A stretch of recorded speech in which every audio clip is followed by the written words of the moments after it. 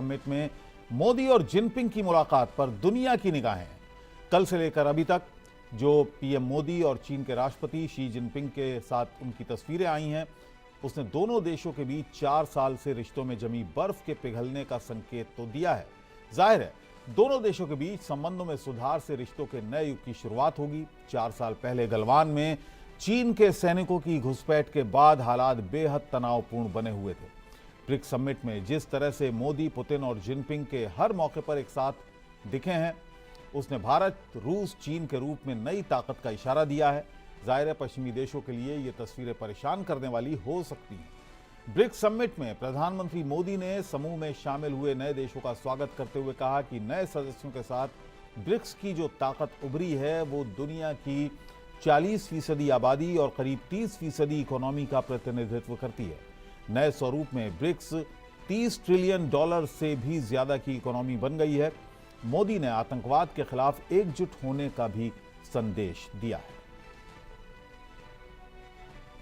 Bharat BRICS के अंतर्गत सहयोग बढ़ाने के लिए पूरी तरह से प्रतिबद्ध है। हमारी विविधता और मल्टीपोलैरिटी में हमारा दृढ़ विश्वास हमारी ताकत है। हमारी यही ताकत और मानवता में साझा विश्वास हमारी भावी पीढ़ी के समृद्ध और सशक्त भविष्य को सार्थक रूप देने में सहयोग होगा। आज की बहुत ही महत्वपूर्ण एवं उपयोगी चर्चाओं के लिए मैं सभी का आभार व्यक्त करता हूं। ब्रिक्स के अगले अध्यक्ष के रूप में मैं राष्ट्रपति लूला को हार्दिक शुभकामनाएं देता हूं। भारत आपकी ब्रिक्स अध्यक्षता की सफलता के लिए अपना पूरा सहयोग देगा। ब्रिक्स के सभी देशों में इंफ्रास्ट्रक्चर के निर्माण पर विशेष रूप से बल दिया जा रहा है। भारत में मल्टी मॉडल कनेक्टिविटी को तेजी से बढ़ाने के लिए हमने गति शक्ति पोर्टल बनाया है। इससे इंफ्रास्ट्रक्चर विकास के लिए इंटीग्रेटेड प्लानिंग और इम्प्लीमेंटेशन में मदद मिली है और लॉजिस्टिक कॉस्ट कम हुई है। हमारे अनुभव आप सभी के साथ साझा करने में हमें खुशी होगी। फ्रेंड्स, ब्रिक्स देशों के बीच फाइनेंशियल इंटीग्रेशन बढ़ाने के लिए प्रयासों का हम स्वागत करते हैं। लोकल करेंसीज में व्यापार और सुगम रूप से क्रॉस बॉर्डर पेमेंट से हमारा आर्थिक सहयोग सुदृढ़ होगा। भारत द्वारा बनाया गया यूनिफाइड पेमेंट्स इंटरफेस यानी यूपीआई भारत की एक बहुत बड़ी सक्सेस स्टोरी है। इसे कई देशों में अपनाया गया है। पिछले वर्ष हिज हाइनेस शेख मोहम्मद के साथ मिलकर हमने इसे यूएई में भी लॉन्च किया। अन्य ब्रिक्स देशों के साथ भी इसमें सहयोग किया जा सकता है। और देश का सवाल में हम जो सवाल आज उठा रहे हैं वो ये हैं कि ब्रिक्स में मोदी जिनपिंग की मुलाकात के क्या मायने हैं। क्या मोदी जिनपिंग मुलाकात के बाद एलएसी पर तनाव कम होगा, जिसकी शुरुआत भी हुई है? क्या भारत और चीन के बीच व्यापार में और तेजी आएगी? भारत, रूस, चीन की दोस्ती का पश्चिमी देशों पर क्या असर पड़ेगा? भारत, रूस, चीन की तिकड़ी को अमेरिका किस तरह से लेगा? ये तमाम सवाल हम उठा रहे हैं, लेकिन हमारा फोकस रहेगा चीन और भारत के संबंधों को लेकर। हमारे साथ खास मेहमान बन गए हैं। डॉक्टर धनंजय गिरी हमारे साथ हैं, प्रवक्ता हैं भारतीय जनता पार्टी के। एडवोकेट महिमा सिंह हमारे साथ होंगी, प्रवक्ता कांग्रेस की। डॉक्टर राम श्रीवास्तव हमारे साथ विदेश मामलों के जानकार हैं। अरविंद सिंह तेजावत विदेश मामलों के जानकार हमारे साथ होंगे। मेजर जनरल रिटायर्ड जेके बंसल साहब हमारे साथ हैं, जाने माने रक्षा विशेषज्ञ हैं। डॉक्टर धनंजय गिरी, शुरुआत यहीं से करते हैं कि भारत और चीन के संबंधों को लेकर, क्योंकि सबसे ज्यादा अगर विपक्ष ने घेरा है इंटरनेशनली किसी इशू पर, तो वो भारत चीन के संबंध हैं और ये संबंध अब बेहतर हो रहे हैं। हालांकि कांग्रेस पार्टी ने अभी भी इस पर सवाल उठाए हैं। भारतीय जनता पार्टी का आपका क्या रुख है? देखिए बल जी, युद्धरत मानवता में जहां दुनिया युद्धरत है, उसमें युद्ध के बीच में जाकर बुद्ध का संदेश भारतवर्ष ही दे सकता है। और नरेंद्र मोदी जी ने जिस तरह से कहा है कि आज युद्ध की नहीं बुद्ध की जरूरत है, और जिस तरह से आज 5 साल बाद हम लोग बायलिटरल बातें हो रही हैं, पहले के प्रधानमंत्री श्रद्धेय अटल बिहारी वाजपेयी जी ने कहा था, हालांकि पाकिस्तान के संदर्भ में कहा था, लेकिन यहाँ भी लागू होता है कि हम दोस्त तो बदल सकते हैं, पड़ोसी नहीं बदल सकते हैं। चाइना हमारा पड़ोसी है और उनके साथ हमारा जो जिस तरह से टेंशन रही है, अब चीजें ठीक कर नॉर्मलाइज करने की जरूरत है। हम भी उस तरह से इस पोजीशन में आ गए हैं। एक लंबे समय तक उन लोगों ने भी हमारे साथ जो चीजें चली उसको देखा, और भारत जब बराबर की स्थिति में रहा और जिस तरह से बॉर्डर पर हम लोग भी लगातार डटे रहे, चीजें ठीक रही। और जब उनको समझ में आया कि नहीं, भारत भी एक उभरती हुई अर्थव्यवस्था है, एक बढ़ती हुई ताकत है, एक आगे से तेजी से आगे बढ़ रहा है, और एक महान नेतृत्व में जिस तरह से एक महान मुल्क आगे बढ़ रहा है, तो उन्होंने भी जब टेबल पे आए हैं, क्रॉस द टेबल बातें हो रही हैं, अभी थोड़ी देर में वार्ता शुरू होने वाली है, और हम सकारात्मक उम्मीद करेंगे, क्योंकि बात तो कांग्रेस भाजपा की नहीं है, बात अगर भारत की है तो किसी भी राजनीतिक पार्टी से ऊपर उठ करके हम सभी भारतीय हैं, और भारत के व्यापक हित को देखते हुए हम यही चाहेंगे कि अच्छी बातचीत हो, और बातचीत से टेबल पर आए, सकारात्मक नतीजे निकले। जब बातचीत अभी होनी है, बातचीत होगी, जो सकारात्मक पहलू सामने आएंगे वो हम सबके सामने होंगे। और जो आप कह रहे थे कि कांग्रेस ने सवाल उठाना लाजिम, सवाल उठाइए, लेकिन सबसे बड़ा सवाल यह है कि मुल्क की बेहतरी और मुल्क की मजबूती के लिए कोई राजनीतिक दल नहीं है, दल के ऊपर देश है, और यही हमारी पार्टी का संदेश है। और चलिए, इसके और क्या संदेश दिए जाएंगे और क्या संदेश जाएगा, ये भी जरा पता कर लेते हैं। कांग्रेस की प्रवक्ता भी हमारे साथ आएंगे, उनसे हम बात करेंगे। लेकिन डॉक्टर राम श्रीवास्तव हमारे साथ हैं, फॉरेन अफेयर्स के एक्सपर्ट हैं, जाने माने। डॉक्टर राम श्रीवास्तव जी, भारत और चीन के संबंध में अगर हम बात कर रहे हैं, और यहाँ पर इन दोनों देशों की बातचीत से पहले, बल्कि ब्रिक्स सम्मेलन से पहले ही एक बर्फ में हमें देखने को मिला कि बर्फ पिघली है। यहाँ एक समझौता हुआ, दोनों सेनाएं अब साथ साथ पेट्रोलिंग करेंगी, जो 2020 से पहले की स्थिति थी उसमें अब स्थिति आ जाएगी। तो ये किस तरह के संकेत हैं दोनों देशों की तरफ से? ये बहुत पॉजिटिव संकेत है, और इनमें सबसे खास बात ये है कि अभी तक जो एक तनाव था वो थोड़ा रिलैक्स हुआ है। हालांकि हमारे जो आर्मी चीफ हैं उनका तो बयान ये है कि हमको अभी सतर्क रहने की आवश्यकता है, निश्चित रूप से, क्योंकि हमारे पिछले अनुभव जो है सामरिक दृष्टि से देखा जाए तो चीन से कोई बहुत अच्छे नहीं है, लेकिन ये हमारी विदेश नीति की एक ये मानकर चलिए सफलता है कि ऐसे तनावपूर्ण माहौल में जब पूरी दुनिया युद्ध की विभीषिका से घिरी हुई है, और जबकि पूरी तरह इस बात की संभावनाएं व्यक्त की जा रही हैं, पश्चिम के विद्वान भी और इधर चीन और जापान के लोग भी एक तरह से आशंकाओं से डरे हुए हैं कि कहीं तीसरा विश्व युद्ध ना हो जाए। लेकिन ऐसे खतरनाक माहौल में जहाँ की आज दुनिया के सामने बड़ी बड़ी समस्याएं हैं, जैसे क्लाइमेट चेंज की समस्या है, फाइनेंशियल इनस्टेबिलिटी की समस्या है, प्रजातंत्रों पर कई छोटे छोटे देश जो है परेशान हो रहे हैं, कुछ देशों की जो एक विस्तारवादी नीति है उससे लोग परेशान हो रहे हैं। और सबसे बड़ी बात तो ये है कि जब से ये युद्ध चालू हुए हैं तब से जो आर्थिक प्रतिबंध लगाए गए हैं, उन आर्थिक प्रतिबंधों का असर पूरी दुनिया में देखने को मिल रहा है। आज की स्थिति में लाल सागर में, सुएज कैनाल में कोई जहाज जा ही नहीं रहा है। लोगों को अपने जहाजों को पूरा का पूरा मेडिटेरेनियन सी और अफ्रीका के कॉन्टिनेंट का चक्कर लगा कर आना पड़ रहा है, जिससे कि पूरे विश्व में इंश्योरेंस की भी कीमतें बढ़ गई हैं, जहाजरानी का खर्चा भी बढ़ गया है, इस कारण महंगाई बढ़ गई है, और उस महंगाई का असर हर सामान्य आदमी पर हो रहा है। ऐसी स्थिति में इन सब समस्याओं का निराकरण, जेके बंसल साहब से भी एक रिएक्शन ले लेता हूँ।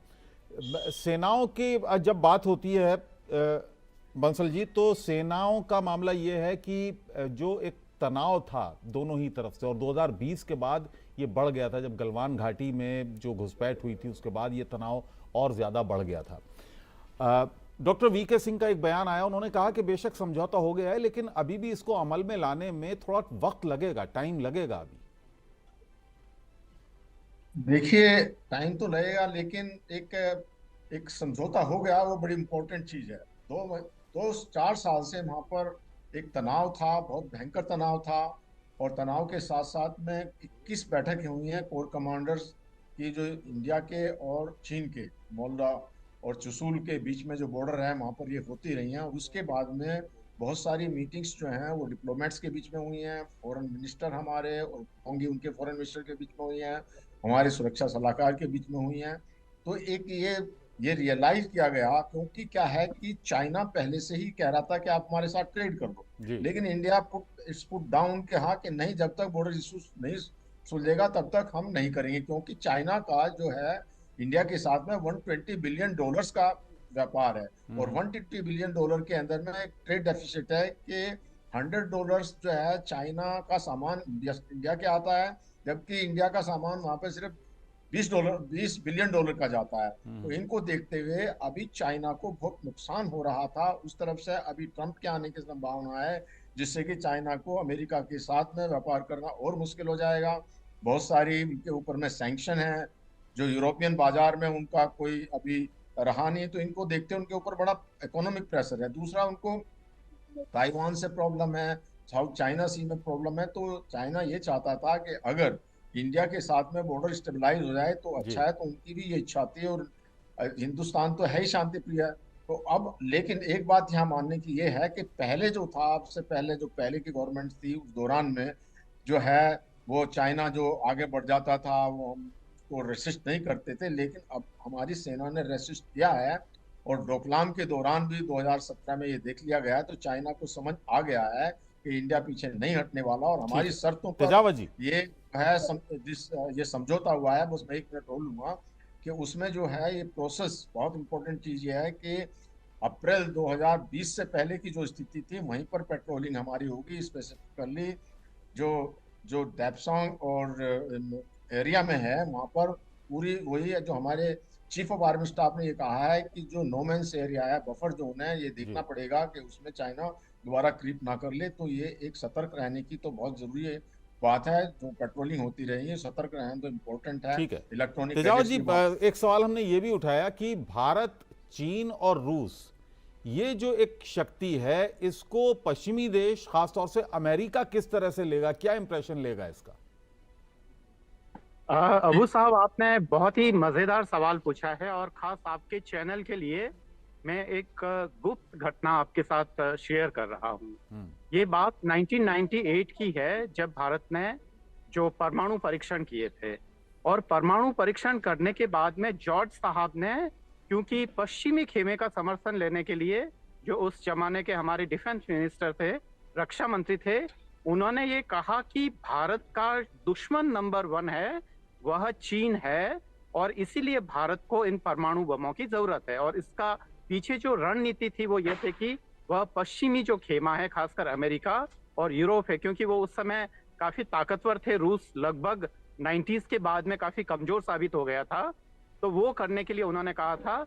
उसके बाद में क्या होता है कि दरअसल एनपीटी और सीटीपीटी पर सिग्नेचर के लिए भारत पर प्रेशर बनना शुरू होता है, और ये सारा काम किया कराया होता है चीन अमेरिका के साथ मिलकर करता है। भारत पे बहुत प्रेशर था, मनमोहन सिंह जी के टाइम भी था। आपने देखा होगा कि भारत जो ईरान के साथ गैस का जो समझौता होने वाला था उस पे भी नहीं कर पाया, और हमेशा भारत इनकार करता रहा है।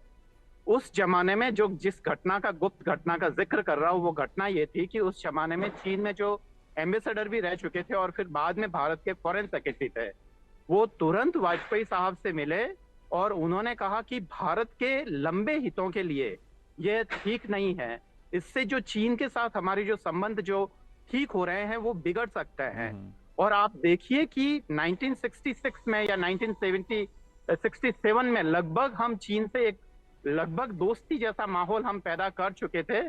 जो 70s का डिकेड है वो भारत और चीन संबंधों के लिए वह स्वर्ण युग है। उसी ड्यूरेशन में हमने तय किया था कि हम आपस में लड़ेंगे नहीं और हम नहीं करेंगे।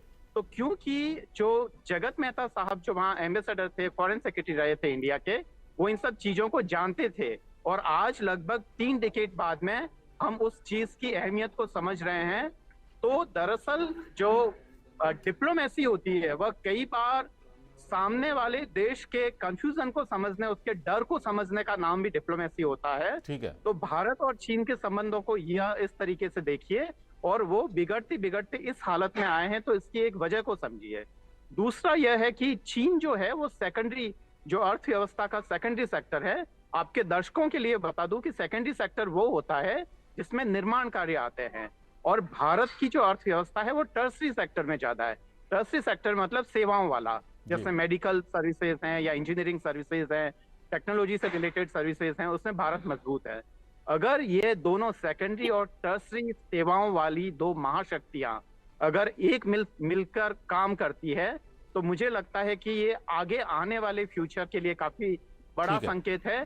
वह विश्व की आबादी का एक बड़ा हिस्सा कंट्रोल करती है। महिमा सिंह जी हमारे साथ हैं। महिमा सिंह जी स्पोक्स पर्सन हैं कांग्रेस पार्टी की। महिमा जी, मैं पढ़ रहा था, जयराम रमेश जी का बयान पढ़ रहा था और उसमें तमाम उन्होंने सवाल उठाए हैं। ये जो बैठक होने वाली है, द्विपक्षीय वार्ता होने वाली है, तमाम सवाल उठाए हैं कि देश को अपने विश्वास में लेना चाहिए कोई भी बात करने से पहले, और भी तमाम सवाल उठाए हैं जो समझौता हो रहा है। महिमा सिंह जी शायद हमारे साथ अभी नहीं है।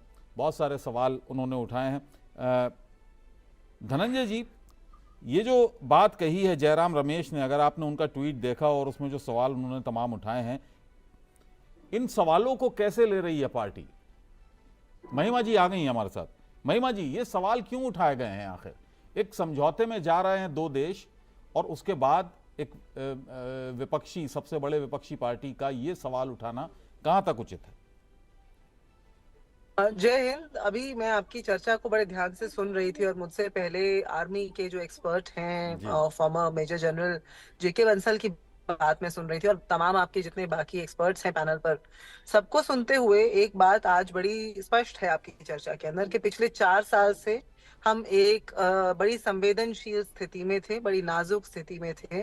उस स्थिति से आज ये बात हो रही है कि हम निकल कर आ गए हैं।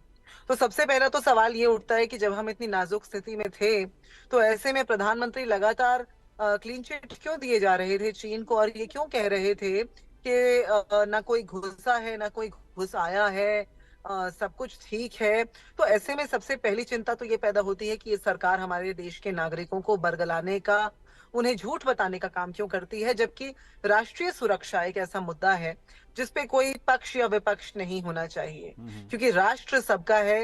राष्ट्रीय सुरक्षा, सरहदें अगर सुरक्षित नहीं है तो ऐसे में पक्ष विपक्ष को साथ आकर के मीटिंग्स करनी चाहिए, जिसके बारे में जयराम रमेश जी ने चंद दिन पहले भी ये बात कही थी कि इन नीतियों को बनाने के लिए, इस पर चर्चा करने के लिए आप विपक्ष को साथ लीजिए और तब इस पर नीतिगत चर्चा कीजिए। आज भी जब जयराम रमेश जी ने अपना बयान दिया है, उसमें उन्होंने कुछ सवाल उठाए हैं जो बेहद लाजमी हो जाते हैं। ये द्विपक्षीय चर्चा को मद्देनजर रखते हुए पूछना बहुत आवश्यक हो जाता है। तो उन्होंने जो सवाल उठाए हैं उसको जल्दी से मैं आपके दर्शकों को बता देती हूँ, क्योंकि बड़ा आवश्यक है। सबसे पहली बात तो हम ये पूछ रहे हैं सरकार से कि जब आप ये कह रहे हैं कि अब हम एक समझौते पर पहुंच गए हैं, तो उस समझौते के मुताबिक क्या अब हमारे जो सैनिक हैं वो डेप्सोंग में जो हमारी दावे वाली लाइन है उससे बॉटल नेक जंक्शन से आगे जिन पेट्रोलिंग पॉइंट्स पर 5 पेट्रोलिंग पॉइंट्स तक पहले पेट्रोलिंग कर सकते थे, क्या आप वो कर सकते हैं? उसी तरह से डेमचौक के अंदर जो हमारे 3 पेट्रोलिंग पॉइंट्स थे उस तक क्या अब हम जा सकते हैं, जहां 4 साल से ज्यादा हो चुका है हमारे सैनिक पेट्रोलिंग करने नहीं जा पा रहे थे। इसी तरह से जो पेंगोंग सो लेक में फिंगर 3 तक ही सीमित रह गए हमारे सैनिक, क्या वो फिंगर 8 तक जा सकेंगे पहले की तरह से? उसी तरह से पेट्रोलिंग टीम जो गोगरा हॉट स्प्रिंग्स क्षेत्र में 3 पेट्रोलिंग पॉइंट्स तक जा पाते थे पहले, क्या अब उस तरह से जाने की छूट मिल गई है दोबारा से? लेकिन मैम अभी तो शुरुआत हुई है। इसी तरह से भारतीय चरवाहों ने कहा, तो ये जो सारे सवाल हैं, चुशुल में हो या फिर रेजोंगला हो, रिनचेनला हो, इन सब जगहों को लेकर के हमने बड़े सिलसिलेवार तरीके से सवाल उठाए हैं। और ऐसे में हम ये चाहते हैं कि सरकार नागरिकों को एक ओपेसिटी से, यानी कि एक इस तरह से बात ना करे, बड़े उनको एकदम ट्रांसपेरेंट तरीके से ये समझाए। क्यों आपको क्यों लग रहा है कि ट्रांसपेरेंसी नहीं बरती जा रही है? क्यों लग रहा है आपको? इसलिए नहीं, बिल्कुल मैंने आपको सबसे पहली पंक्ति में स्पष्ट किया, जब प्रधानमंत्री बयान देकर के 2020 में क्लीन चिट दे रहे थे और ये कह रहे थे ना कोई घुसा है ना कोई घुस आया है, तो फिर ऐसे में आप कैसे कहते हैं कि ट्रांसपेरेंसी है? इसका मतलब 4 साल से हमारे देश के नागरिकों से झूठ बोला जा रहा था। चलिए ठीक है, डॉक्टर धनंजय गिरी, क्या झूठ बोला जा रहा था? ये आरोप, नहीं, मैं एक आखिरी बात बोल दूं। माननीय नेता प्रतिपक्ष जब बार बार ये कह रहे थे कि 2000 स्क्वायर फुट की सीमा के अंदर चीन घुस आया है, अरुणाचल में हो या फिर लद्दाख में हो, तो उनका उपहास कर रही थी Bharatiya Janata party, clean chit दे रही थी, और आज ये कह रही है अब समझौता हुआ है। तो ये कैसी ट्रांसपेरेंसी? ठीक है, ट्रांसपेरेंसी नहीं बरती जा रही है चीन के मामलों में। डॉक्टर धनंजय गिरी। अबुल जी, सबसे बड़ी बात यह है कि चाइना के साथ जो बात हो रही है वो सार्वजनिक हो रही है, कोई गुप्त समझौता नहीं हो रहा है। पीएलए और एक पार्टी के बीच में माँ बेटा बैठ करके कोई गुप्त समझौता नहीं कर रहे हैं। कोई वहां से राजीव गांधी फाउंडेशन को पैसे नहीं आ रहे हैं, उसकी चर्चा नहीं हो रही है। जिस तरह से एक समझौता हुआ और वो तस्वीरें सोशल मीडिया में वायरल हैं, और जिस तरह से राजीव गांधी फाउंडेशन को पैसा आया, उसके इसके बाद अगर मुल्क के इतने बड़ी पॉलिटिकल पार्टी के साथ ऐसी घटना हुई तो पहले जवाब उसका बनता है। 1962 में जब भारत से चाइना का युद्ध हुआ था, उसमें जो पूर्वोत्तर राज्यों पर हमला किया गया था, उसमें 3000 से अधिक भारतीय सैनिक मरे थे। नाथुला और चोला संघर्ष जो 1967 में सिक्किम के नाथुला में हुआ था, जो झड़पें हुई थी, 1987 में जो तनाव हुआ था, जो डोकलाम 2017, तमाम चीजें जो हम कह रहे हैं कि जब एक पहले आप अपने अपने एरिया में रहते थे, line of actual control LAC पर दोनों सेनाएं खड़ी, लाइन ऑफ एक्चुअल कंट्रोल तक आ गए मामला, लेकिन हम भी कदम ताल करना बराबर पर खड़े। और अब किसी दुनिया को पता है कि दुनिया में कई कंट्रीज में इसके रिलीज हुए, हाथापाई में कई सैनिक मारे गए थे, उसमें बिहार रेजिमेंट की बड़ी क्षति हुई थी, 20 सैनिक, लेकिन उनके सैकड़ों सैनिक, चाइना तो कोई लिस्ट ही नहीं जारी करता है। बावजूद चाइना को यह समझ में आया कि एक दिन, एक इंच, एक सेकंड, एक मिनट आज भारत की सरकार, और भारत में एक मजबूत सरकार है और 140 करोड़ आवाम की ताकत है कि आज मजबूती के साथ चाइना से आंखें मिलाता हुआ भारत खड़ा है। और आज ऑन टेबल बातें हो रही, कुछ भी छुपाने की बात नहीं हो रही है, कुछ भी छुपी ढकी बातें नहीं है, जो बात है वो सबके सामने है। और सरकार ने जो कहा है उसी स्टैंड पर हम कायम है, और उसी स्टैंड पर इक्वल फुटिंग पर बात कर रहे हैं। आज भारत ये नया भारत है, ये अंगड़ाई लेता हुआ, विकास करता हुआ, उन्नत होता हुआ भारत है, जो आज का ब्रिक्स सम्मेलन में जिस तरह से दुनिया जिस तरह से देख रही है, जो राष्ट्रपति पुतिन भी कहते हैं कि भाई आप हमारे युद्ध में इंटरफेयर कर सकते हैं, इसको रुकवाइए, इसको कुछ कराइए। आज दुनिया के और दूसरे तरफ जिनके साथ वो युद्ध कर रहे हैं उनसे भी जाकर के मिलके आते हैं। तो आज भारत जिस मकाम पर और जिस तरीके से खड़ा है, क्वाड के हम सब मेंबर हैं, बावजूद S-400 मत दीजिए, इसका प्रतिबंध लगाया, बावजूद उसके हमारे पास हथियार आए और चीजें आई, और जिस तरह से हम आज टीटी कर रहे हैं, टेक्नोलॉजी ट्रांसफर कर रहे हैं। आप जिस तरह से पहले सामान खरीद के लाते थे, किल भी नहीं बनाते थे, आज हम एक्सपोर्ट कर रहे हैं, 38,000 करोड़ का एक्सपोर्ट हुआ है, 68,000 करोड़ का इस साल हुआ है। तो लगातार पहले एक सुई का भी एक्सपोर्ट नहीं करते थे।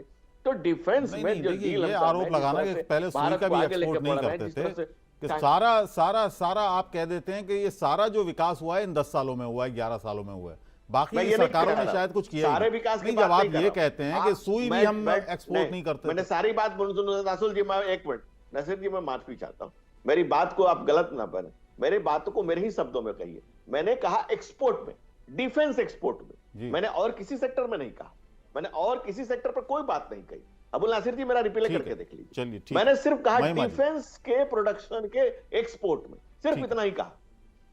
ठीक है, महिमा जी को जवाब देने दीजिए। महिमा जी, देखिए, इस जवाब से संतुष्ट हैं आप? डॉक्टर धनंजय बिल्कुल असंतुष्ट हैं, जैसे भारत की पूरी जनता भी है। देखिए अबुल जी, ये जब बात कर रहे हैं, ये इतना लंबा चौड़ा जो इन्होंने अभी भाषण दिया और फहरिस्त सुनाई, आपके शो पर बैठे हुए विशेषज्ञों ने जो बातें कही वो इससे जुदा है। पिछले 4 वर्षों में चाहे वो क्लीन चिट देने की बात हो, चाहे वो चीन के प्रधानमंत्री के साथ झूला झूलने की बात हो, ऐसे में ये जो बात है वो स्पष्ट हो जाती है कि भारतीय जनता पार्टी ने लोगों को बरगलाने का काम किया है। चीन के साथ जो हमारा व्यापार है वो लगातार बढ़ता रहा, 2-4 ऐप्स बंद कर दी दिखाने के लिए कि हम जो है चीन के खिलाफ एक्शन ले रहे हैं। ये जो सरकार है ये ऑप्टिक्स की सरकार है, ये दिखाने, हाथी के दांत की तरह दिखाने के और खाने के और हैं। मैंने अभी आपको चंद बातें बताई, चंद तथ्य बताए जो हमने सरकार से सवाल पूछे हैं। एक और अहम सवाल ये है कि बफर जोन जो हमारी सरकार ने चीनियों को सौंप दिए थे, भारतीय जनता पार्टी के प्रवक्ता इतनी सारी बातें बता रहे हैं, इन सवालों के जवाब देके स्पष्ट कर देना बात को। मैंने जो सवाल पूछे कि वो जो पेट्रोलिंग साइट्स हैं, पेट्रोलिंग पॉइंट्स हैं, खुल गए हैं क्या, या फिर जो रेजोंगला में जो युद्ध नायक और मरणोपरांत परमवीर चक्र विजेता मेजर शैतान सिंह का स्मारक स्थल था जो उनके हवाले कर दिया था, वापस आ गया है क्या हमारे पास? इसका हाँ या ना में जवाब दे दें, ज्यादा मुश्किल बात ही नहीं है। लेकिन ये घुमा फिरा के जलेबी नुमा बातें जरूर करेंगे ये, लेकिन कोई स्पष्ट जवाब हमारी जनता को नहीं देंगे। ये नहीं बताएंगे, कह रहे हैं समझौता जो है वो सार्वजनिक है। अगर समझौता सार्वजनिक है तो इस चर्चा में बैठकर भारतीय जनता पार्टी के प्रवक्ता को क्या मुश्किल आ रही है ये बताने के लिए कि हाँ भाई, वो जो 5 पेट्रोलिंग पॉइंट्स थे हमारे पेंगोंगसो के पास या डिप्सोंग में या डेमचौक में, वो सब हमारे पास वापस आ गए हैं। सारे बफर जोन हमारे पास वापस आ गए हैं, स्थिति ज्यों की त्यों हो गई है। या ये भी नरेंद्र मोदी जी की तरह से सिर्फ यही बोलते रहेंगे, ना कोई आया था ना कोई घुस आया था। लेकिन सवाल महिमा जी यहाँ पर यह भी है कि अभी एक शुरुआत हुई है और जाहिर है इसकी डिटेलिंग होगी, इसमें तमाम तरह के जो अधिकारी हैं वो बैठेंगे, उसके बाद फिर किसी नतीजे पर पहुंचेंगे। आपकी बात मान लेते हैं, एक बात मान लेते हैं, आप कह रहे हैं अभी शुरुआत हुई है, इसका मतलब ये तो हुआ ना कि पिछले 4 साल से जो स्थिति थी वो बहुत असामान्य थी, विकटपूर्ण थी, ये तो हुआ ना इसका मतलब। तनावपूर्ण थी, ये तो मैंने शुरुआत में भी कहा कि स्थिति तनावपूर्ण थी पिछले 4 साल से। फिर भारतीय जनता पार्टी के प्रवक्ता से ये पूछिए कि फिर प्रधानमंत्री ने देश से झूठ क्यों कहा और चीन के राष्ट्रपति के साथ झूला क्यों झूला। इन दो बातों के सवालों के जवाब हमें इस शो पर भाजपा के प्रवक्ता से चाहिए। नहीं, झूला तो 2020 की घटना से पहले झूला था, और गलवान की घटना के बाद चीन को क्लीन चिट क्यों दी, देश से झूठ क्यों बोला, विपक्ष को अपने साथ कॉन्फिडेंस में क्यों नहीं लिया। इन सारी बातों के जवाब भारतीय जनता पार्टी के प्रवक्ता दे दें। देखिए, मैंने पहले भी पूछा और देश ही जानना चाहता है कि क्या साइन हुआ था कांग्रेस पार्टी के, जो जानना चाहते हैं वो तो हमने बता दिया। कौन सा साइन हुआ था? मैडम, आपके बीच में मैं नहीं बोला था, आपने गलत सारे तथ्य रखे, बावजूद उसके सुना। असहमतियों का सम्मान लोकतंत्र है, लेकिन आप विपक्ष में रह के भी कभी आपने आपको विपक्ष मानने के लिए तैयार नहीं। आप स्वाभाविक तौर पर इस देश को अपनी जागीर समझा, नेहरू से लेकर के राहुल गांधी तक में।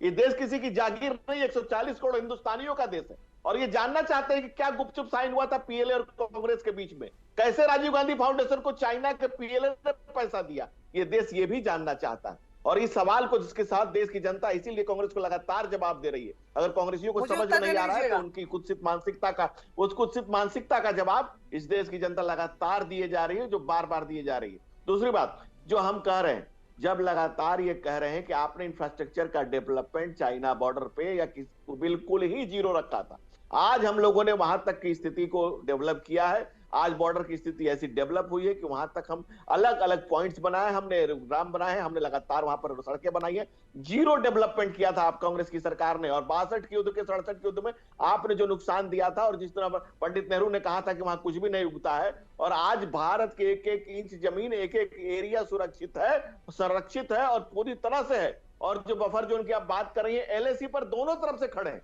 वो भी अपने एलएसी पर खड़े हैं, हम भी अपने एलएसी पर खड़े हैं, ये पूरी दुनिया को पता है। और इसमें आप जो नया नैरेटिव सेट करके मुल्क को गुमराह करने की कोशिश कर रही है, तो कांग्रेस की गुमराह करने की नीति को यह देश जानता है। और दोनों ही दो बातों में आप एक्सपोज है, आपके चेहरे पर नकाब पूरी तरह से ठीक है। मैं महिमा जी से क्या किया और राजीव गांधी फाउंडेशन ने पैसे क्यों आए?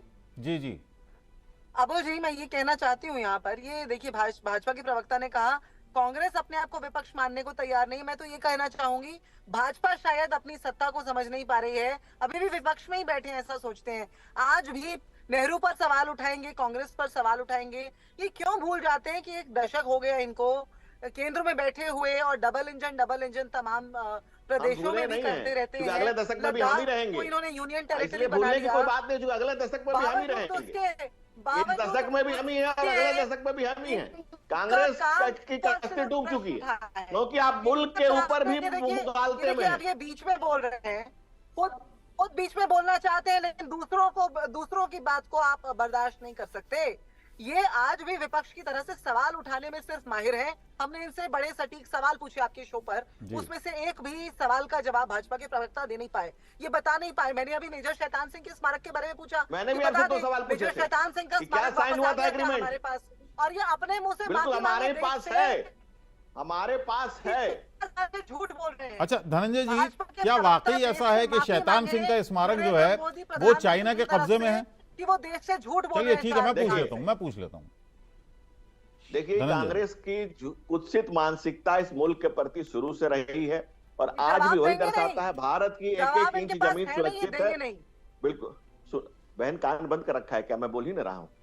और दूसरी बात कि पीएलए ने राजीव गांधी फाउंडेशन को पैसा दिया था, चीन के चद्दे से पार्टी चलाने वाले चर्चा कर लेंगे, लोगों की बात मैं नहीं कर रहा, उस पर हम चर्चा कर लेंगे। काहे नहीं बोल रही, हम उस पर भी चर्चा करेंगे। हम जब प्रधानमंत्री नरेंद्र मोदी गुजरात के सीएम थे, उस वक्त की यात्राओं की भी चर्चा कर लेंगे, और बहुत सारे नेता कार्यकर्ता 2014 से पहले भी जाते रहे हैं, आरएसएस के भी, बीजेपी के भी, उन पर भी चर्चा कर लेंगे, वो एक अलग है।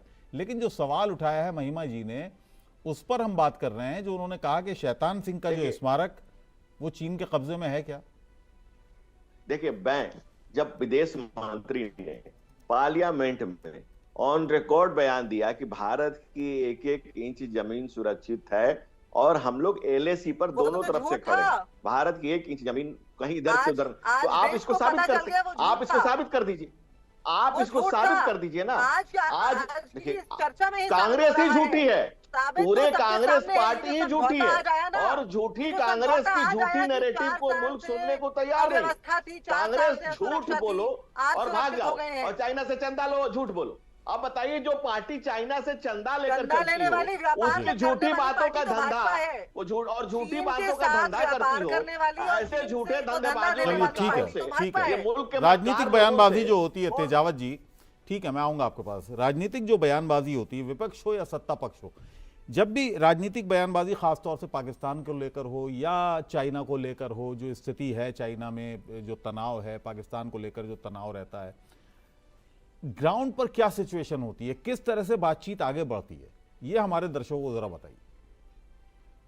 मैंने दरअसल प्रवक्ता कांग्रेस और प्रवक्ता बीजेपी उन दोनों की बातों को काफी ध्यान से सुना, और अबू साहब मैं आपको बता दूं कि सैटेलाइट के जमाने में सच्चाई को छुपाना वाकई बहुत ही मुश्किल काम है। और मैंने जेके बंसल साहब की बात को भी सुना।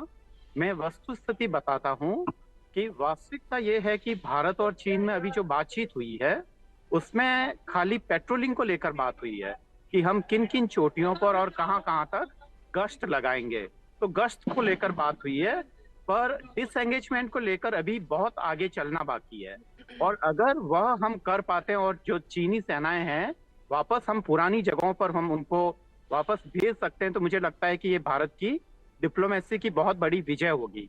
तो पहले तो अबू साहब ये स्पष्ट होना चाहिए। दूसरा ये है कि भारत की विदेश नीति में एक जो निराशापूर्ण जो अध्याय वो यह है कि आमतौर पे जो राजनीतिक दल थे वो विदेश नीति को लेकर हमेशा से एक रहे हैं, पर इस बीच में पिछले कुछ वर्षों से ये देखने में आया है।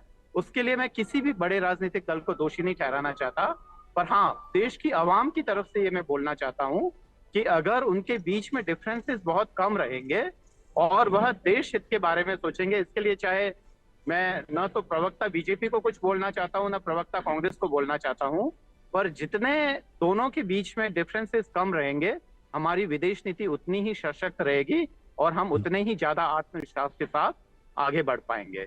अबू साहब जी, चलिए डॉक्टर राम श्रीवास्तव जी भी हमारे साथ हैं। डॉक्टर राम जी, जरा ब्रिक्स पर भी बात कर लेते हैं। भारत चीन के अलावा ब्रिक्स में जिस तरह से भारत शामिल हुआ, पहले से ही शामिल था, और जिस तरह से भारत का एक मान बढ़ा है, सम्मान बढ़ा है, और अब ब्रिक्स एक बड़ी ताकत बन रही है। अब पहले 5 देश से अब 9 होंगे, अब बहुत सारे ऐसे देश हैं जिन्होंने आगे के लिए अप्लाई किया है कि वो भी ब्रिक्स के साथ जुड़ना चाहते हैं। ऐसे में एक बड़ी शक्ति ब्रिक्स बनता जा रहा है, तो उसको अंतर्राष्ट्रीय स्तर पर जो और देश हैं वो किस तरह से लेंगे, किस तरह से देखते हैं? उम्मीदों से देखते हैं या आशंकाओं से देखते हैं? निश्चित रूप से उम्मीदों से देख रहे हैं, क्योंकि ये विश्व इतिहास में एक नया पहलू आ रहा है। अभी तक जो है द्वितीय विश्व युद्ध के बाद पूरी तरह से जो डोमिनेंस था वो डॉलर डिप्लोमेसी का था। अब वो डॉलर की डिप्लोमेसी को न्यूट्रलाइज करने के लिए जो छोटे छोटे देश हैं जो परेशान हो रहे थे, उन सब के लिए एक विकल्प मिलने की उम्मीद है। आज की तारीख में अगर इधर हमारे ब्रिक्स पूरी तरह से सफल होता है, जैसा कि पूरी उम्मीद है, विश्वास है, क्योंकि जिस ढंग से एक कठिन से कठिन समय में ब्रिक्स का सम्मेलन हो रहा है और सफल होने जा रहा है, क्योंकि इसमें जो है एक बहुत इंपॉर्टेंट चीज है कि अब हम जो है डॉलर के अलावा अपनी प्रादेशिक, अपनी देशी मुद्राओं में एक दूसरे से व्यवसाय कर सकेंगे, व्यापार कर सकेंगे, जो एक बहुत बड़ी उपलब्धि होगी। और ये मजबूर करेगी पश्चिम के उन देशों की जिनकी की मोनोपोली थी, जो कि ये कंट्रोल करते थे कि उनके डॉलर की वैल्यू क्या होगी, क्या कब बढ़ जाएगी, कब घट जाएगी। और यही एक कारण है उस मोनोपोली को न्यूट्रलाइज करने के लिए ब्रिक्स जैसा संगठन बहुत लाजमी है। इसको शक्तिशाली बनाने के लिए जो हमारे प्रधानमंत्री ने वहाँ पहल की है उसको जरा गहराई से देखें, परस्पर उसमें विरोधाभास ढूंढने की कोशिश ना करें, उसमें छिद्रान्वेषण करने के अलावा ये देखिए इसमें महत्वपूर्ण जो मुद्दे हैं वो क्या है। साइबर क्राइम का भी है इसमें, और क्या है, डीप फैक्ट का भी है, फेक न्यूज का भी है। और जिस ढंग से आज हमारा यूपीआई आज पूरी दुनिया के लिए एक आदर्श बन चुका जी। है और दूसरे देश उस यूपीआई की टेक्निक को अपनाने के लिए लालयित हैं। निश्चित रूप से आज अगर अमेरिका से इंडिया में पैसा भेजा जाता है उसमें कितना टाइम लगता था, लेकिन अब जब वो अमेरिकन इंडिया में आते हैं और इधर उधर ट्रांजेक्शन करते हैं कुछ सेकंड के अंदर हो जाता है। जी ये बेशक। व्यवस्था चलिए, आज बहुत सारे मुद्दे हैं। और जेके बंसल जी, अभी बात हो रही थी एलएसी की। एलएसी पर जो स्थिति थी 2020 से पहले और 2020 के बाद जो तनाव हुआ और उसके बाद ये जो दोनों सेनाओं के बीच जो एक समझौता हुआ कि ज्वाइंट पेट्रोलिंग एलएसी पर की जाएगी, और इसमें अभी डिटेलिंग हालांकि अभी बाकी है। जो सवाल कांग्रेस पार्टी की तरफ से भी उठाए गए हैं कि डिटेल इसकी जनता को बताई जाए। मैं आपसे जानना चाहता हूं कि जो समझौते होते हैं अधिकारियों के बीच, सेना के अधिकारियों के बीच, वो किस तरह से होते हैं? क्या उसमें केंद्र की मर्जी शामिल होती है? मतलब केंद्र को बहुत ज़्यादा इन्वॉल्वमेंट रखना पड़ता है या सिर्फ सेना के लेवल पर ही वो समझौते हो जाते हैं? किस तरह से ये बात आगे बढ़ती है? देखिए, इसमें कोऑर्डिनेशन गवर्नमेंट का होता है। मिनिस्ट्री ऑफ एक्सटर्नल अफेयर है, मिनिस्ट्री ऑफ डिफेंस। जी। जो आपने बहुत ही अच्छा सवाल पूछा है, ये जो एक ऑन ग्राउंड सारा जो है देखा जाता है। अभी जो कोर कमांडर हैं, जो उनकी टीम है, वो हर पॉइंट टू पॉइंट देख करके बात करते हैं। और जो ग्राउंड पे है, बार बार देखिए, अब मैं ये कहना चाह रहा हूँ कि 4 साल चलिए से बंसल जी, अभी तक 1 मिनट के लिए मैं रोकूंगा, इसी सवाल पर आऊंगा, लेकिन एक ब्रेकिंग न्यूज आ रही है। चीन के साथ द्विपक्षीय वार्ता शुरू हो गई। पीएम मोदी की द्विपक्षीय वार्ता चीनी राष्ट्रपति शी जिनपिंग के साथ शुरू हो गई है। बातचीत शुरू हो चुकी है, जिसका हम जिक्र भी अपने इस प्रोग्राम में कर रहे हैं। इसके क्या असर होंगे, क्या आने वाले समय में जो एक तनाव था वो कम होगा, और शुरुआत इन दोनों देशों के बीच तनाव को कम करने के लिए हो गई है। ज्वाइंट पेट्रोलिंग की बात ब्रिक्स सम्मेलन से पहले ही हो गई थी कि ज्वाइंट पेट्रोलिंग दोनों ही सेनाएं करेंगी एलएसी पर। ये तमाम बातों के बीच जो द्विपक्षीय बातचीत है दोनों देशों के बीच, अब वो शुरू हो गई है। प्रधानमंत्री नरेंद्र मोदी और चीन के राष्ट्रपति शी जिनपिंग के बीच द्विपक्षीय बातचीत की शुरुआत हो गई। तो ये एक बड़ी खबर इस वक्त की आ रही है कजान से। हालांकि अब तक पहले संभावित द्विपक्षीय वार्ता कही जा रही थी, लेकिन अब ये तय हो गया, द्विपक्षीय वार्ता शुरू हो गई है। और 5 साल में ये पहला मौका है जब द्विपक्षीय वार्ता के लिए दोनों ही देश के नेता आमने सामने एक टेबल पर बैठे हैं। ये एक अच्छी शुरुआत हो सकती है। जी बंसल जी, आप अपनी बात पूरी कर लीजिए।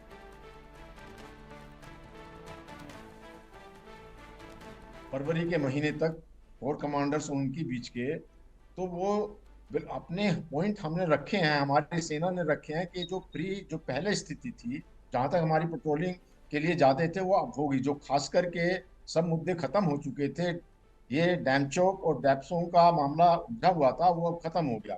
और जहां तक चाइना को उनका इंकर्जन की बात है, कि जैसे ही उन्होंने, जब ये जो गलवान में हुआ था, जिस समय हमारे 20 सैनिक मारे गए थे, शहीद हुए थे और उनके भी मारे गए थे, तो चाइना को बढ़ने का तो कोई मतलब ही नहीं बनता। जब वो बढ़े तब वो, फिर हमने ब्लैक टॉप के ऊपर में उनके कब्जा कर लिया था, चाइना के जो हमारी एस्टेब्लिशमेंट 22 में। तो इस तरह से ये जो अभी एक सेंटेंस में मैं ये कहूँगा कि जो अभी तक भी हमारे जो स्टेटमेंट आए हैं, और वो स्टेटमेंट सब बेस्ड होते हैं मिलिट्री की जो मीटिंग हुई है उसके बेसिस पे, कि जो प्री स्थिति थी, जो 2020 की स्थिति थी, कि वहां तक पेट्रोलिंग हमारी होगी, एक बफर जोन होगा। और बहुत सारे उनको निटिग्रिटी हैं कि जब हमारी पेट्रोलिंग पॉइंट जाए, जो पेट्रोलिंग टीम जाएगी या उनकी जाएगी, पहले से एक दूसरे को बताया जाएगा, जिससे कि कोई सरप्राइज में ना लिया जाए। और जो नो मैन लैंड्स या बफर जोन है, उसके अंदर चाइना कभी क्रीप ना कर ले, क्योंकि चाइना का एक उद्देश्य होता है स्लोमी स्लाइसिंग, कि वो धीरे धीरे बढ़ता रहता है। तो उसको सबको खत्म करने के लिए ये हुआ है। अभी प्रोसेस होगा आगे डिसएंगेजमेंट का और डीएस्केलेशन का, क्योंकि जैसे ये बात हुई तो हमारे भी 50,000 जवान जो है मोबिलाइज कर दिए गए थे, और सारी हमारी सेना और जो हथियार जो है वहां पर हो गए थे। इसमें ये ध्यान बात रखने की है कि चाइना के ऊपर में विश्वास नहीं किया जा सकता।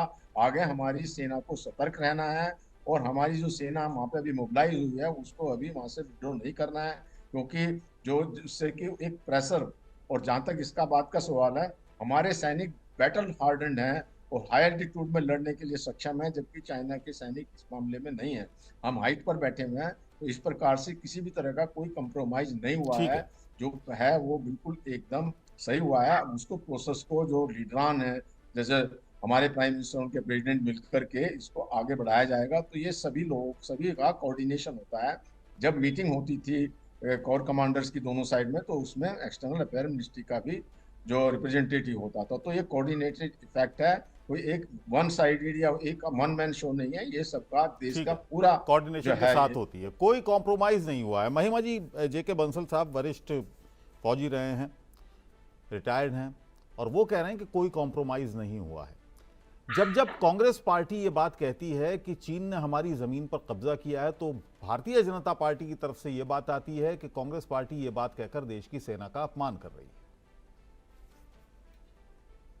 देश की सेना का अपमान तो निरंतर भाजपा द्वारा किया गया है, लेकिन मैं इस मुद्दे पर जो है एक बड़ा अहम पहलू लेकर आना चाहती हूँ। आपको याद होगा, अभी कम से कम 2 साल पहले डीजीपी की एक बैठक हो रही थी, एक कॉन्फ्रेंस हो रही थी, और उसके अंदर बहुत सारे संजीदा मसले भारत चीन को लेकर के उठाए गए थे, जिसके बाद उनको दबाने की कोशिश भी सरकार के द्वारा की गई थी। और उसी दौरान लेह लद्दाख के जो चारवाहे थे वो ये बता रहे थे कि हम जिन जगहों पर पहले जा पाते थे, चुशुल के अंदर हेलमेट टॉप पर, मुकपा रे पर, रेजोंगला, रेंचेनला पर, टेबल टॉप और गुरुंग हिल के ऊपर जिन इलाकों में पहले वो जा पाते थे अपने भेड़ बकरियों को चराने के लिए, वहां वो जा नहीं पा रहे थे।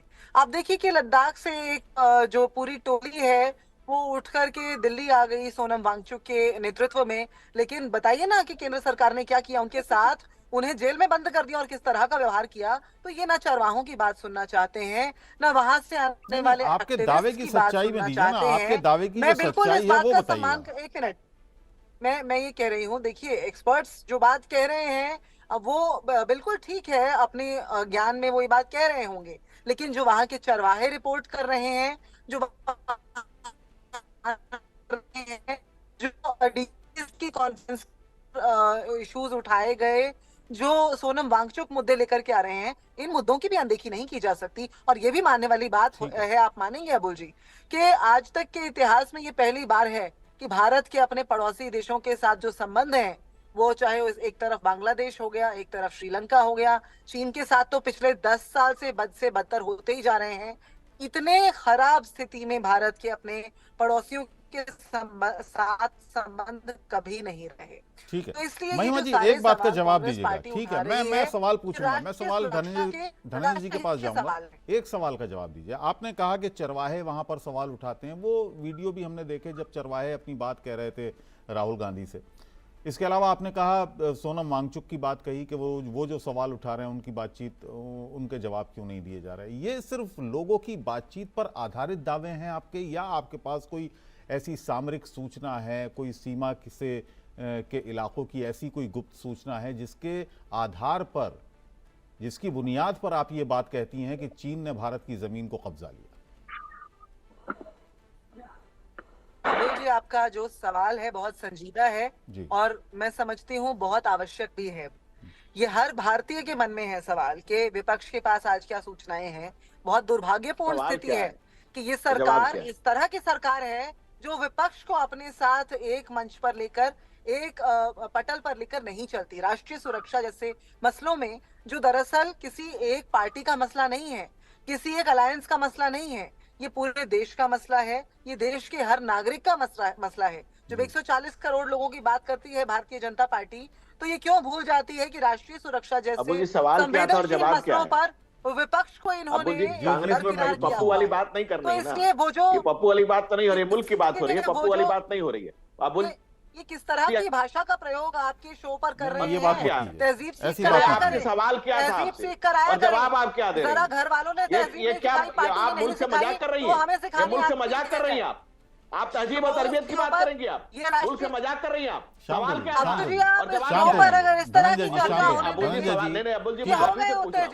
मैं आ रहा हूँ सर, मैंने सवाल पूछा था जिम्मेदारी से। ठीक है, मैं आप ही का सवाल दोहरा रहा हूँ। ये बौखलाएंगे क्योंकि हम जो बात कर रहे हैं, लेकिन आपके सवाल का जवाब ये दें। वो जो ठीक है, ये प्रधानमंत्री की बात तो नहीं कर रहे कहीं? इस तरह के नाम लेकर के प्रधानमंत्री को तो नहीं बुला रहे कहीं? इस तरह के नाम लेकर के अपने पार्टी के नेताओं को बुला रहे हैं क्या? इनके घर में ऐसी कैसी सिखाई जाती होगी और इनकी पार्टी के महिमा जी जो सवाल मैंने किया था, आप अपनी चर्चा के अंदर अगर इस तरह की भाषा का प्रयोग की अनुमति देंगे, चलिए मैं कह दूं, चलिए ठीक है, हम जो अबुल जी का सवाल था सिर्फ उसका जवाब दें। की तरह से इस्तेमाल करने के लिए आपकी शो पर नहीं आएंगे। बहुत अच्छी भाषा बोलिए। चलिए बताइए महिमा जी, बोलिए। हमने जितने सवाल उठाए वो चाहे चरवाहों की तरफ से हो, सोनम वांगचुक का नाम आते ही इनका बौखलाना नहीं, मैंने जो सवाल पूछा कोई सूचना है ऐसी, और वो सूचना कहाँ से आई? आपने जो सवाल पूछा उसी का उत्तर देते हुए मैं बोलूं अबुल जी? जी जी बताइए।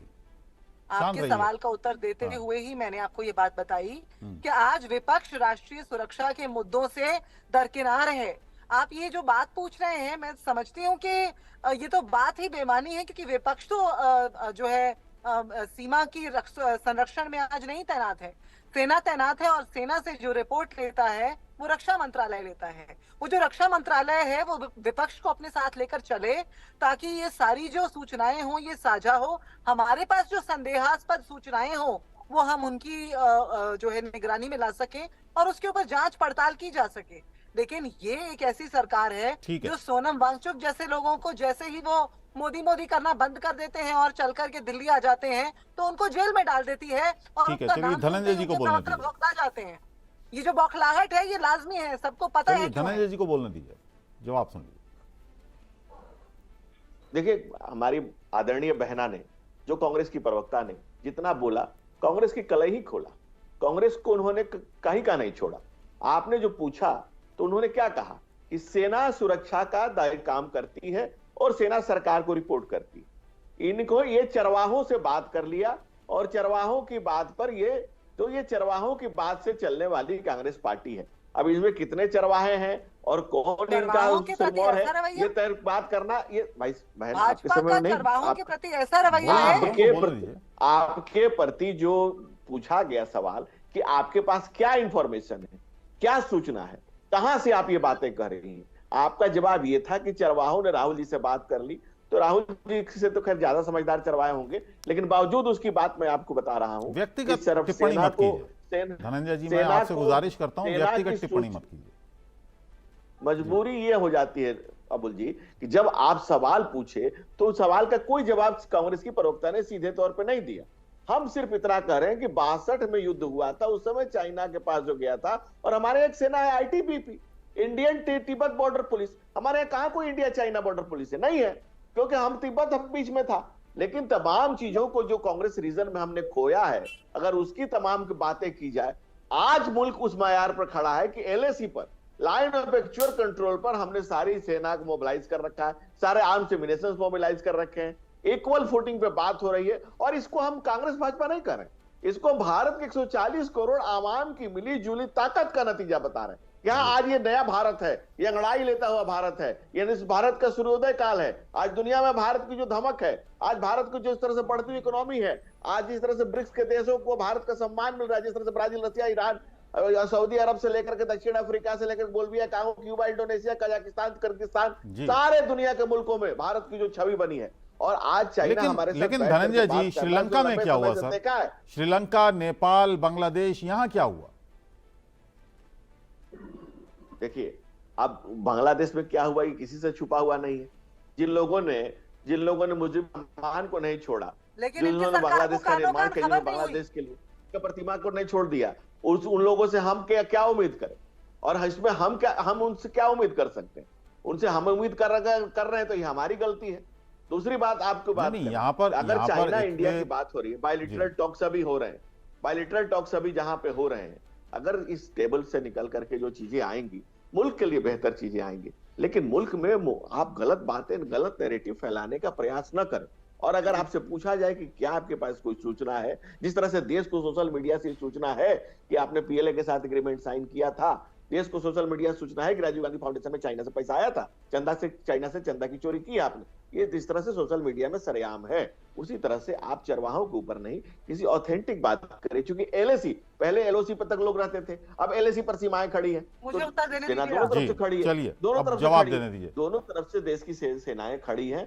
अब उस तनातनी को, उस जोड़ी को कम करने के लिए, उसको ठीक टेबल पर लाने के लिए, उसको डिप्लोमेसी करने के लिए आई डायलॉग दोनों देश के बीच में हो रहा है। और हम भी एक अपेक्षा करें, आप भी अपेक्षा करें। कांग्रेस पार्टी संतुष्ट होती नहीं है या होना नहीं चाहती है, ये उनका सवाल होना है। नहीं चाहती, होना उनका सवाल। मैं वही आपका सवाल सर पूछ रहा हूं। अबुल जी मुझे उत्तर देने दीजिएगा। जी बताइए। अबुल जी देखिए, पहली बात तो ये कि जिस तरह से हमारे एक बहुत अहम चरवाहों के समुदाय के बारे में भाजपा के प्रवक्ता ने अभी बात की, वो सबने देखा, और मैं समझती हूँ तमाम देश के चरवाहों ने भी देख लिया होगा। और ये बात इस बात से स्पष्ट हो जाती है इनकी मानसिकता कैसी है। इन्होंने कहा अरे हम चरवाहों के कहने से थोड़ी ना सुनेंगे। अरे भाई, ये खुद ही मानते हैं कि जो सेना का जो रेशो है या पुलिस का जो रेशो है आम नागरिक के जो बराबर में, वो उसमें बहुत बड़ा गैप है। ऐसे में जो आम नागरिक है, एक तरफ तो प्रधानमंत्री बोलते हैं आप विजिलेंट रहिए, आप सतर्क रहिए, इनके प्रवक्ता ये बोल रहे हैं कि अब हम चरवाहों की बात सुनेंगे क्या? दूसरी बिल्कुल, हम एक एक आदमी की सुनते हैं। और सुनिए, एक मिनट, दूसरी बात, आप चरवाहों के ऊपर मत चढ़िए, आपसे पूछा जा रहा है, ये बीच में ही बोलते रहेंगे, आप चरवाहों पर चली जा रही है। पहले उनकी बात सुन लीजिए, पहले उनकी बात सुन लीजिए। चरवाहों पहले उनकी बात सुन लीजिए। डॉक्टर धनंजय जी, ठीक है धनंजय जी, पहले बोलना दीजिए। अभी चालबाजी नहीं चलेगी, तहजीब चरवाहों के नाम पर कांग्रेस की चालबाजी नहीं चलेगी, अनुशासन है भारतीय जनता पार्टी का।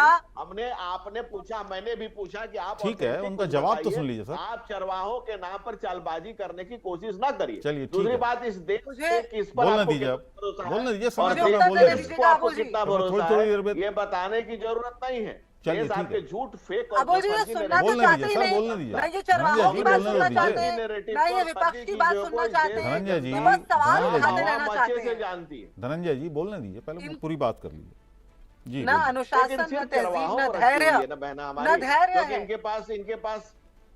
मैं अबुल जी कह दूं अपनी बात पूरी, कितना धैर्य है, कितनी तहजीब है, अबुल जी मैं बात पूरी धनंजय कह जी, दूं। धनंजय जी, जनता, आम आवाम धनंजय अच्छी तरह से जानती है। जी, पूरी बात करने दीजिए सर, मैंने पूरा मौका दिया आपको सर।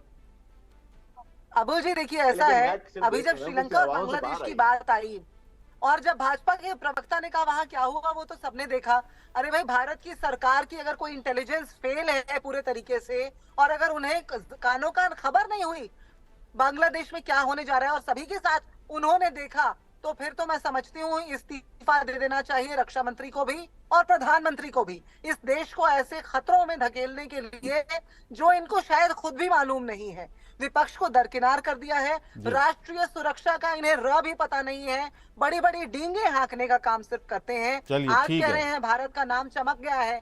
जिन स्कूलों में पढ़ के इनके प्रधानमंत्री, हम सबके प्रधानमंत्री बने हैं ना, वो स्कूल कांग्रेस पार्टी ने बनाए थे। वो चलिए, बहुत बहुत धन्यवाद, बहुत बहुत धन्यवाद, बताते हैं बहुत बहुत शुक्रिया डॉक्टर धनंजय गिरी, आपका भी बहुत बहुत शुक्रिया, आप सभी मेहमानों का बहुत बहुत शुक्रिया। तो चाइना से एक शुरुआत हुई है, 4 साल बाद भारतीय प्रधानमंत्री और चीनी राष्ट्रपति की मुलाकात हुई है, और ये एक शुरुआत, बेहतर शुरुआत माना जा सकता है।